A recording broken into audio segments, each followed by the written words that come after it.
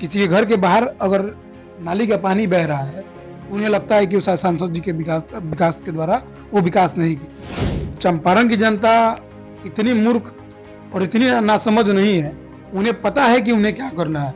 किसी बहुरूपीय, किसी झोला छाप और किसी जालसाज, किसी फ्रॉड के झांसे में कभी चंपारण की जनता नहीं आएगी।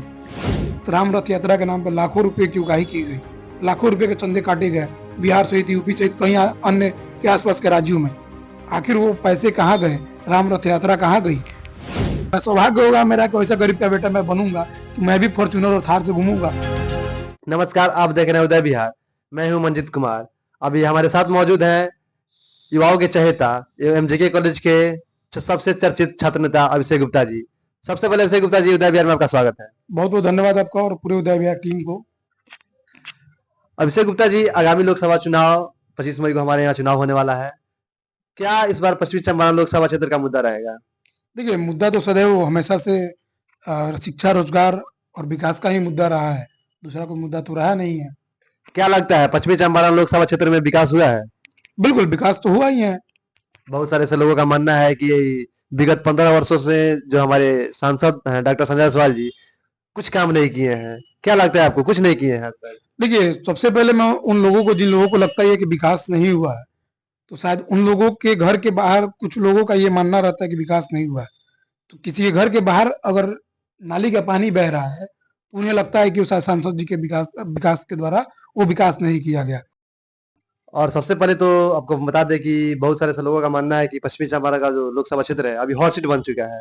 एक चर्चित यूट्यूबर है मनीष कश्यप, उनका नाम आपने सुना ही होगा। उनका कहना यह है कि जब मैं चुनाव लड़ूंगा तो यहाँ का सीट हॉट सीट बन जाएगा। क्या ये बात सत्य है? देखिए, ये चंपारण का महात्मा गांधी की कर्मभूमि रही है और जिस गांधी जी को चंपारण की जनता ने महात्मा बना दिया, तो सदैव से ही पूरी देश की निगाहें चंपारण पर रहती है कि आखिर यहाँ से कौन सांसद जीत के जाते हैं, कौन विधायक जीत के जाते हैं।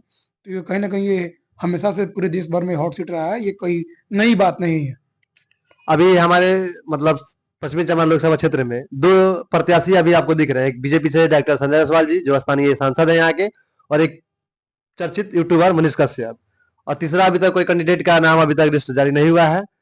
क्या आपको लगता है, अपने आप को यूट्यूबर मनीष कश्यप गरीबों का बेटा कह रहे हैं, क्या लगता है इस बार पश्चिमी चंपारण की जनता उनके साथ जाएगी? देखिए, चंपारण की जनता इतनी मूर्ख और इतनी नासमझ नहीं है, उन्हें पता है कि उन्हें क्या करना है। किसी बहुरूपीय, किसी झोला छाप और किसी जालसाज, किसी फ्रॉड के झांसे में कभी चंपारण की जनता नहीं आएगी। जिसका चंदा से ही धंधा सारा चलता होगा, आप देख ना लीजिए। आयांश का मामला हो, आयांश के मामले में 8 करोड़ के आसपास करीब उस क्राउड फंडिंग किया गया, जो कि ऑनलाइन, जो कि अकाउंट में जिसका प्रमाण है। ऑफलाइन कितने चंदा काटे गए, कितने पैसा का बंदरबांट किया गया, इसका कोई प्रमाण नहीं है। जो जिसका प्रमाण है 8 करोड़ के आसपास, मैं कंफर्म नहीं हूं, लेकिन 8 करोड़ के आसपास की जो राशि थी जो सार्वजनिक की गई थी। उसके अलावा चंपारण में राम रथ यात्रा निकालने की बात की गई। उस राम रथ यात्रा के नाम पर लाखों रुपए की उगाही की गई, लाखों रुपए के चंदे काटे गए बिहार सहित, यूपी सहित कई अन्य के आसपास के राज्यों में। आखिर वो पैसे कहाँ गए? राम रथ यात्रा कहाँ गई? ऐसे ऐसे फ्रॉडों के जालसाजों में कभी चंपारण की जनता दोबारा नहीं आएगी। और ऐसे ऐसे लोगों को चंदा से ही इनके धंधा चलता है। तो चंपारण की जनता इतनी नासमझ नहीं है, उन्हें पता है उन्हें उन्हें किनको चुनना है और किनको नहीं चुनना। कहना साफ है अभिषेक गुप्ता जी का कि दुनिया में आया है तो कुछ काम कीजिए, चंदा के पैसे से जलपान कीजिए। बिल्कुल सही, एकदम आपका जो ये लाइन है, ये बिल्कुल एकदम आपका एकदम सटीक लाइन है। चंदे के पैसे से ही उनका धंधा चल रहा है और पूरे चंपारण की जनता को गुमराह करने की कोशिश की जा रही है। लेकिन चंपारण की जनता कभी गुमराह नहीं हो सकती है। उन्हें पता है उन्हें चंपारण की जनता को क्या करना। आखिर आयांश का जो पैसा 8 करोड़ रुपया जमा हुआ था उसका हिसाब ना आज तक सार्वजनिक किया गया है, और पता नहीं वो पैसा कहाँ चला गया, किस कार्य में चला गया, किस फंड में है, आज तक उसका कोई नामो निशान नहीं है। उस आयांश वाले मामले में मैंने भी, जो यथासंभव था, हमने भी उसमें मदद किया था आपने। मैंने भी सहयोग किया था। और मैं ये पूछना चाहता हूं कि आखिर हमारे पैसों का हुआ क्या। मुझे लगता है कि आपके चैनल पे देख रहे हुए लगभग 60 से 70% लोगों ने उस आयांश वाले में सहयोग, जो जितना भी जिसका भी यथासंभव हुआ, किया होगा। आखिर उस पैसे का हुआ क्या?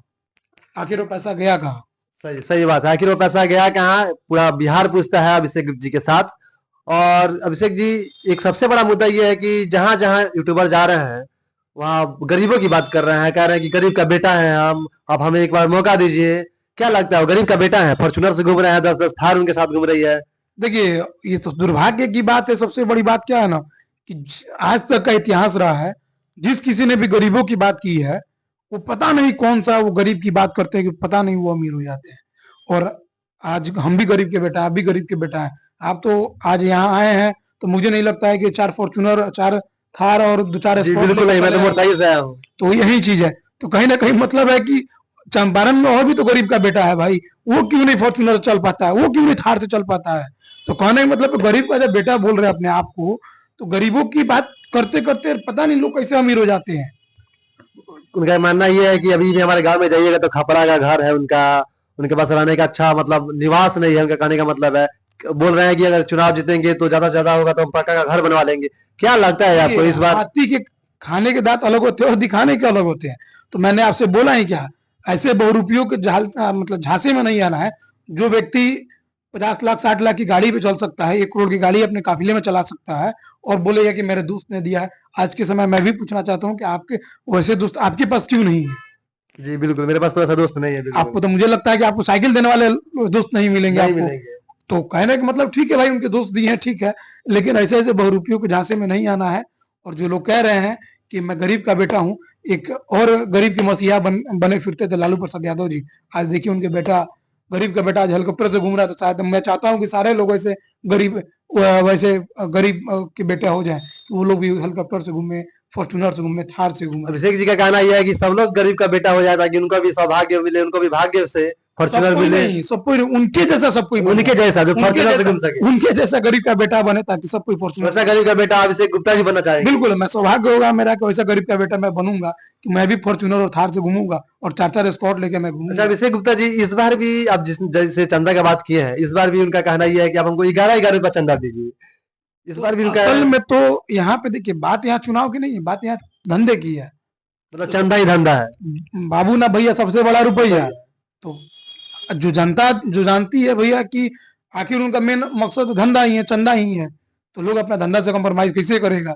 तो भैया उनका अंतिम लक्ष्य है चंदा और उनका अंतिम लक्ष्य है धंधा। तो उन्होंने पिछले बार चनपटिया विधानसभा से किस्मत आजमाया था, जमानत भी जब्त हो गया था और ना जाने कितने लाखों रुपए चंदे के नाम पे उन्होंने अपने चुनाव लड़ने के नाम पे उगाही किया था। और आज भी इस चुनाव में देखिएगा कि कितने लाखों रुपए की उगाही की जाएगी। चलिए, ये थे हमारे साथ अभिषेक गुप्ता जी। अभिषेक गुप्ता जी के साथ हमारा प्रयास कैसा लगा, आपने राय कमेंट में जरूर दीजिएगा। धन्यवाद। बहुत बहुत धन्यवाद। जय हिंद।